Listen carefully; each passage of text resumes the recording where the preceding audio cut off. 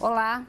Segundo a Organização Mundial da Saúde, mais de 90% da população mundial tem ou em algum momento da vida vai sofrer a chamada dor de cabeça.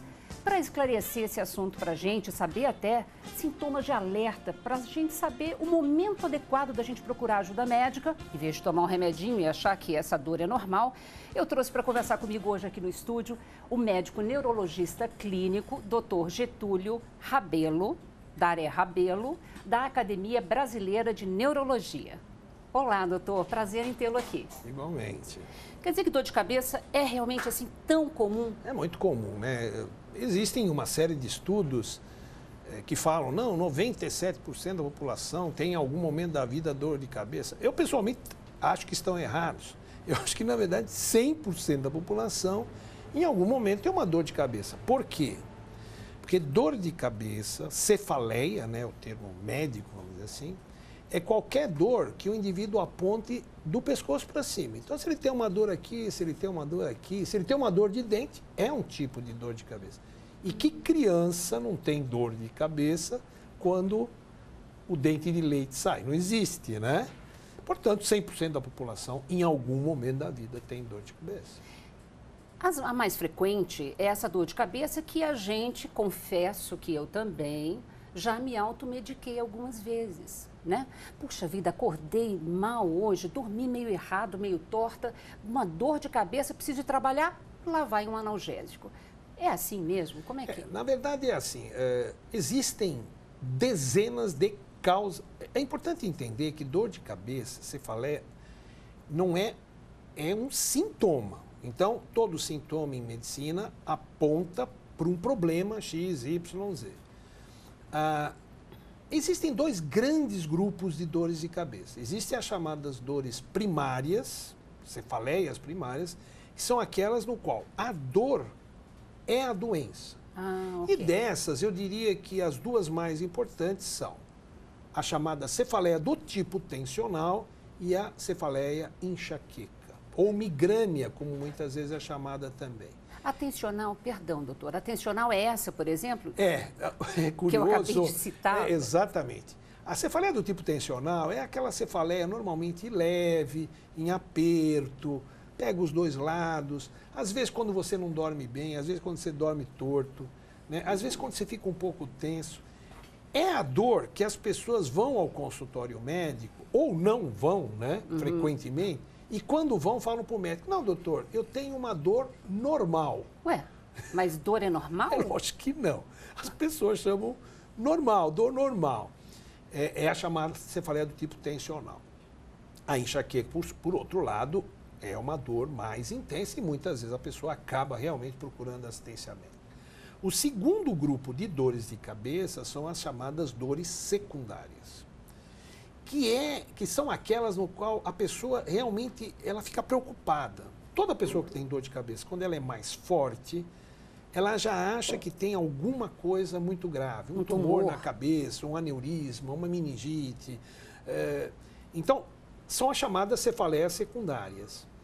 Essas cefaleias, evidentemente, nesse caso, a dor de cabeça é o sintoma daquele outro problema, né? E aí é fundamental mesmo. É fundamental a médico. Discriminação. É isso ou é aquilo? É tá, evidente. Perfeito. Agora, voltando à questão da enxaqueca, né? É uma dor talvez não tão comum, né? Dentre o leque de dores de cabeça, mas ela é muito incapacitante muitas vezes, né?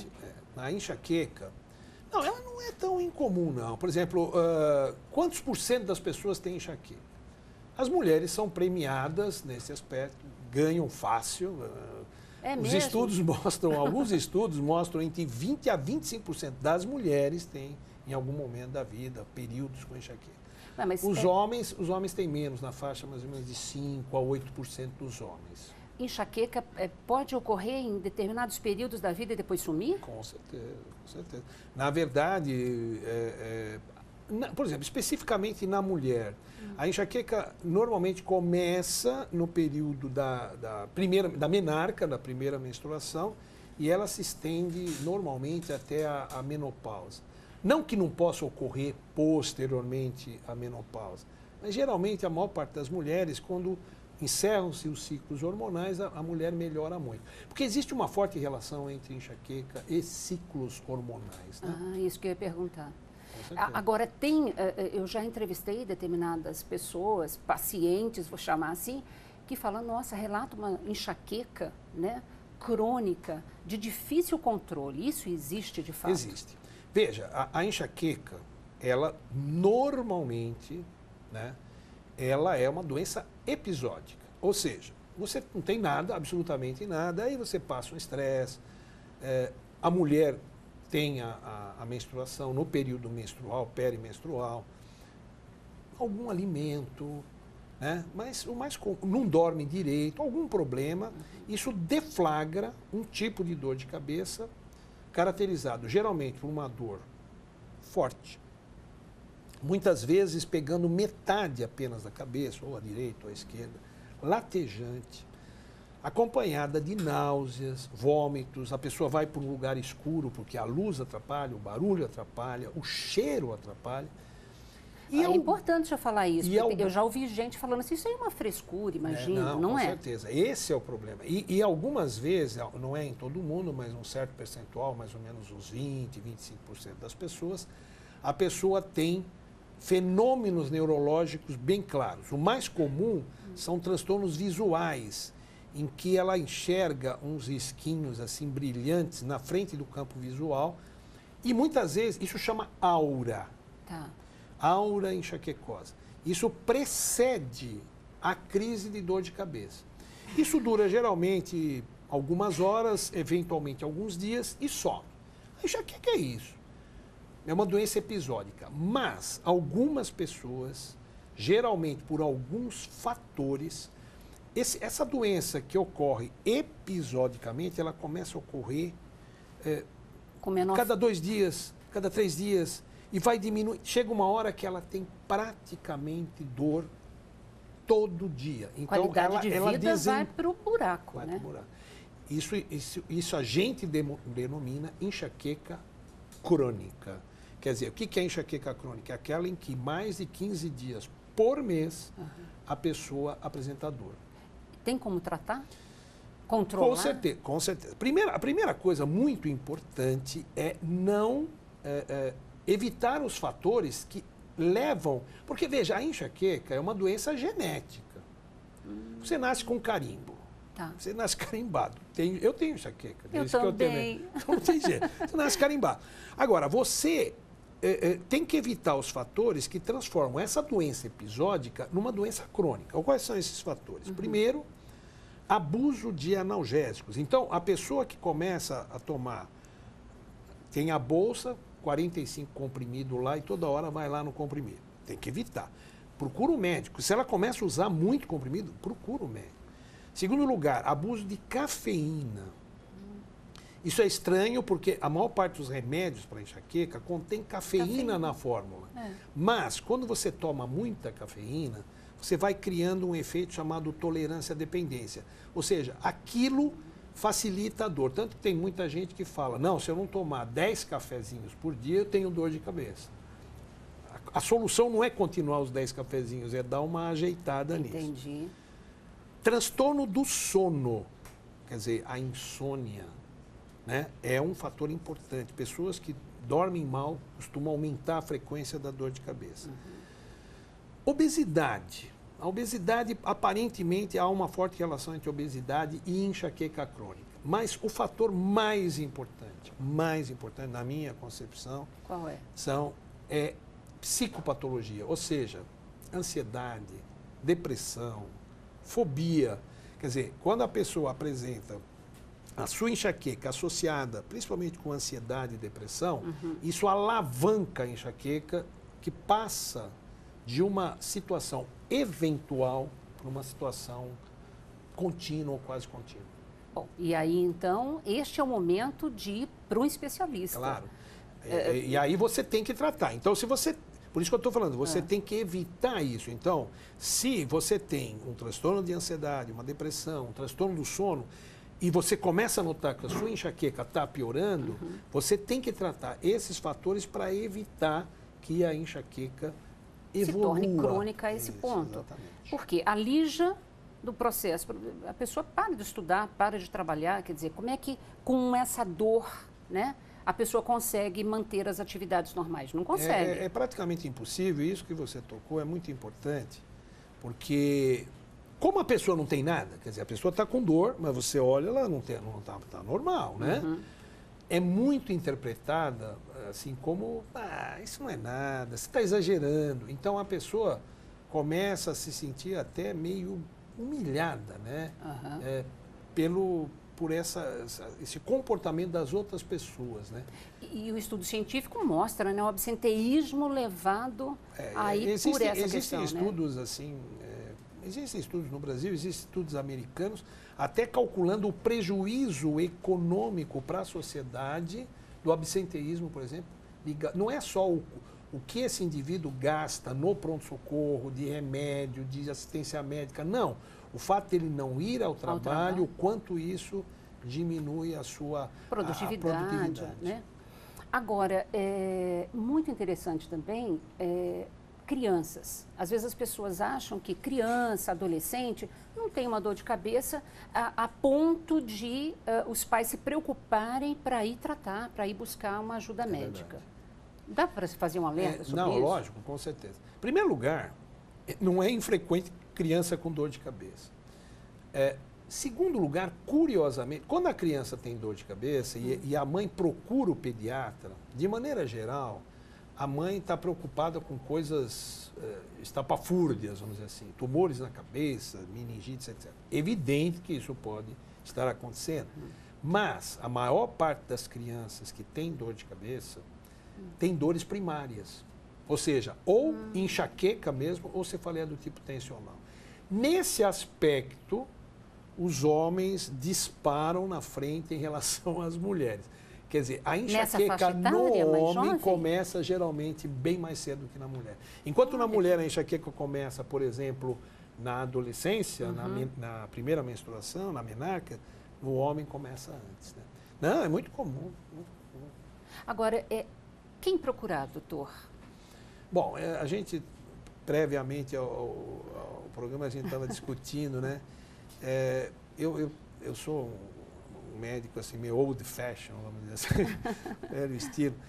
Veja, eu não acho absolutamente que uma pessoa com dor de cabeça precisa procurar um super especialista em dor de cabeça, isso não tem sentido.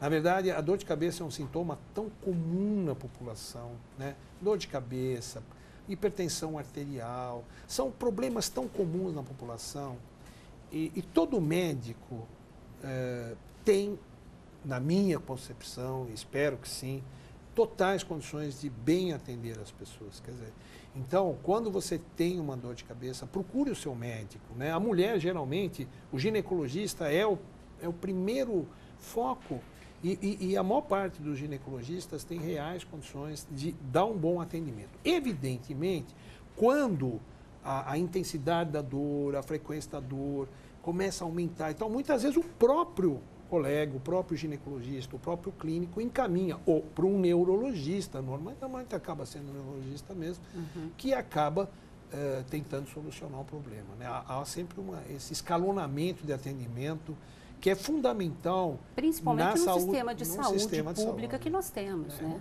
Não dá para você criar um sistema piramidal em que o indivíduo daquele vai direto lá para a ponta da pirâmide. Isso não tem o mínimo cabimento. Não tem o mínimo cabimento, nenhum cabimento.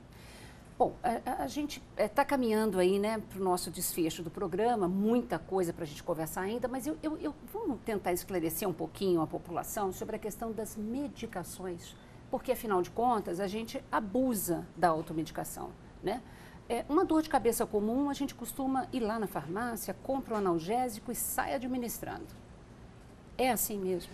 A gente pode fazer isso até que ponto? Veja, se você falar assim, teoricamente não deveria, eu até concordo. Eu acho que a automedicação não é boa, mas eu acho que isso é um assunto que não tem jeito. Quer dizer, a menina entra na adolescência, começa a ter uma dorzinha de cabeça, a mãe fala, olha, eu tive isso também, eu tomei tal remedinho, tudo bem, e vai levando, né? Então, a priori, eu diria que, embora não seja ideal o apelo à automedicação é tão grande que eu diria que é impossível. O que eu acho importante é assim, o que deve alertar uma pessoa que tem dor de cabeça a procurar uma assistência médica? Quais são os avisos? Primeiro, uma dor de cabeça nova, diferente. Aquela dor normal que ela tinha, de repente aparece uma dor completamente diferente. Vá numa assistência médica. Segundo, fenômenos associados. A pessoa está com febre, a pessoa está com um transtorno visual importante, a pessoa está com um lado meio esquisito do corpo, tá certo? Terceiro, abuso de medicação. A pessoa que tomava um comprimido a cada 2 meses começa a tomar um comprimido por semana, procura assistência médica, tá certo? Importante, dor de cabeça na face. Por quê? Porque a maior parte das dores ditas primárias, elas são no crânio, aqui. Então, se a pessoa fala, nossa, eu estou com dor aqui, procura um médico. Porque pode até ser uma dor primária, mas é raro. Em geral, essa dor acontece, então, dessa região... Para cima, a enxaqueca... Do ouvido para trás. Isso, e aí pode dar em cima da cabeça, nuca, agora, lateral... Aqui, quando você tem dor aqui na face, é importante procurar assistência médica, porque geralmente ela é secundária, ela não é primária. Entendeu? Ok. E uma outra coisa muito importante, a mudança de característica da dor. Quer dizer, a pessoa tem uma dor que ela conhece faz 30 anos. De repente a dor muda. Vá no médico. Certo? Eu diria que... E outras coisas, por exemplo, evidência, a pessoa tem uma neoplasia, um câncer, e começa a ter dor de cabeça, óbvio, tem que ir no médico, de repente isso tem relação. Se a pessoa tem, principalmente, alguma imunodeficiência, né? Hoje, felizmente, a síndrome da imunodeficiência adquirida está razoavelmente controlada, na minha concepção. Mas quando o indivíduo que tem uma síndrome da imunodeficiência adquirida, né, e ela começa a ter dor de cabeça, tem que procurar assistência médica. Eu diria que são os sinais de alerta, a gente chama de bandeiras vermelhas, né, para procurar assistência médica. Né? Bom, vamos encerrar então com essas bandeiras vermelhas de fundamental importância, né? Quero agradecer muito a sua participação, viu, doutor Getúlio, aqui no programa. Muito obrigado, é um prazer, estou sempre à disposição. Oba, vou chamá-lo outras vezes, então, que nós temos muito assunto ainda para a gente discutir. Dor de cabeça tem muita coisa, muita coisa. Obrigada. Gente, eu espero, então, que tenha sido proveitoso para vocês. Aproveite e anota também um site da Academia Brasileira de Neurologia, que é o www.abnneuro.org.br, e o meu, www.fazmuitobem.com, para você obter lá mais informações. Beijo, obrigada.